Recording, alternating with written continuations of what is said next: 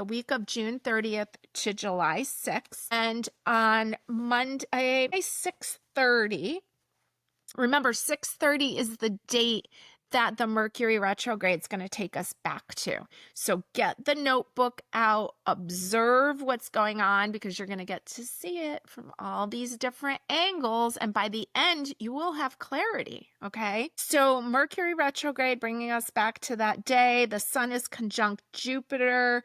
The moon is in the sign of Virgo. And you know what else is in Virgo? Mars. Planet of action. So you can probably get a lot done there on Monday, the 30th. Now on Tuesday, the 1st, we'll have the moon continuing to be in the sign of Virgo until about 5:16 p.m. Eastern Standard Time, and it moves into the sign of Libra. So we want to use our words for balance and harmony on July 1st.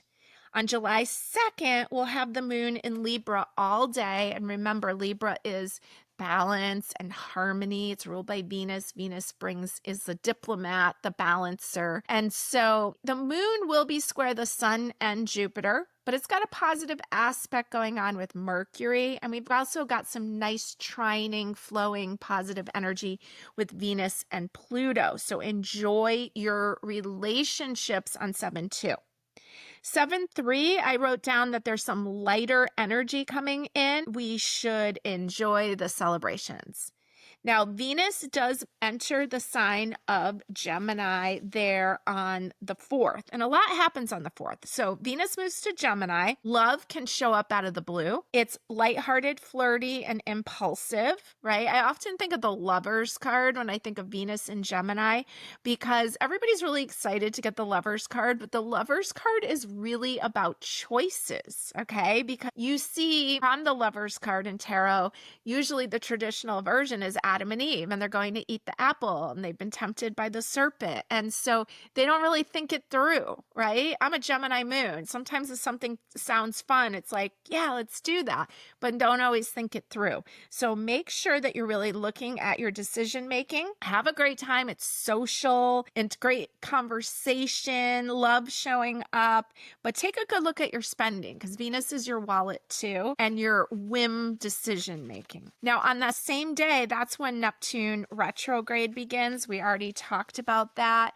Maybe get out some old notebooks. Maybe look at some things. If you're a writer, if you're someone who just like keeps ideas of what you want to do, go back and look through some of those notebooks. You know, I keep all my notebooks, and my notebooks sometimes are just lists and things going on, and mixed in might be some journaling. And I keep them because sometimes I'll just open them up and see, and it kind of helps me record things over time, remember things. And I also have a lot of readings between, the store. I have so many readers coming in, and I get a lot of readings from people. I will write them down because I find that it takes a little while for things to manifest, and I like to go back and look and see and reflect on it. So go back through some of those projects. You never know what you will find. Okay. So now we've got, let's see, we are on Venus entering Gemini on July 1st, and I wrote down, shut up and have fun.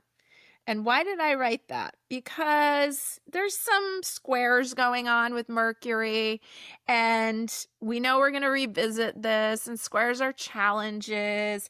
But there's also like a lot of fun energy in the air. So don't get into politics.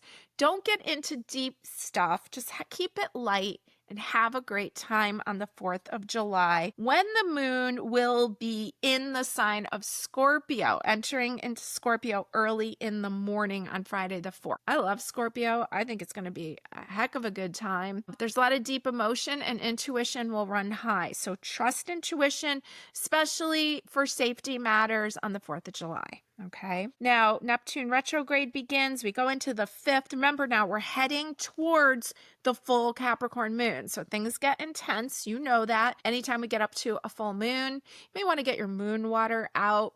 just putting water in a jar, like a mason jar, and you can start to write down some, I like to often write down things I'm grateful for on the full moon or things that I want to continue to flourish. And so get your moon water going over the weekend. Saturday, the moon will be in Scorpio, Saturday the 5th. So it'll be intense, but there'll be a lot of fun to be had. And it has sexy energy when it's Scorpio. Sunday, the moon will be in Scorpio all day until 6:06 p.m. There'll be a lot of emotions. The moon's going to be opposite Venus. So you have to make sure that you're like considerate to other people's feelings, especially women, but you can still enjoy. And as long as you're giving and feeling and understanding, you should have a really good time on Sunday the 6th. Let's pick some cards for that 4th of July week.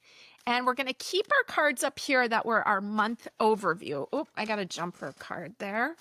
Let me pick a couple more. I'll flip that one back over. And just a couple themes for you for this 4th of July week.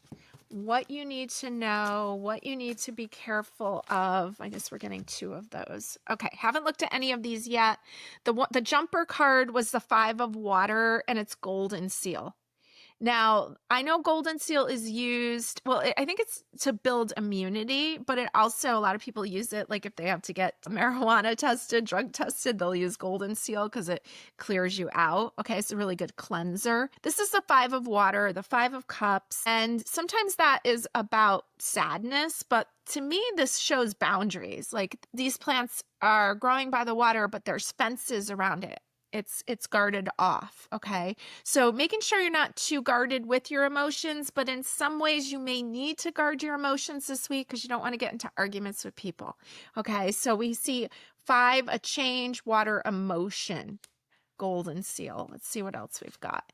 We've got the 6 of wands, so it looks very triumphant, all right? Like people are glad to see him. This is a card of victory, so it looks like you're going to do well with that. And these 2 came out here at the end. One is the Sun and one is the 2 of Wands. This is from the Relative Tarot deck. So the Sun, we're 4th of July here. We've been waiting for the sun to shine in New England for a long time. So here it is. It's a card of joy and they look like they're having a great time. And then the 2 of Wands, a relationship number 2, Wands, passionate. And she is really looking at that world straight in the eyes. And so well, 2 of Wands is exciting because it's like taking a trip or going somewhere. She's really looking at the world. Maybe she's really looking at the state of the world. The sun is there shining brightly. That first card about like protection, protecting your emotions. You may want to it's a fine line between being informed and then checking out. And we need people to stay informed and to stay involved. But we also need to find that balance and protect our peace. Okay. So that's kind of the vibe that I was getting here. So those are your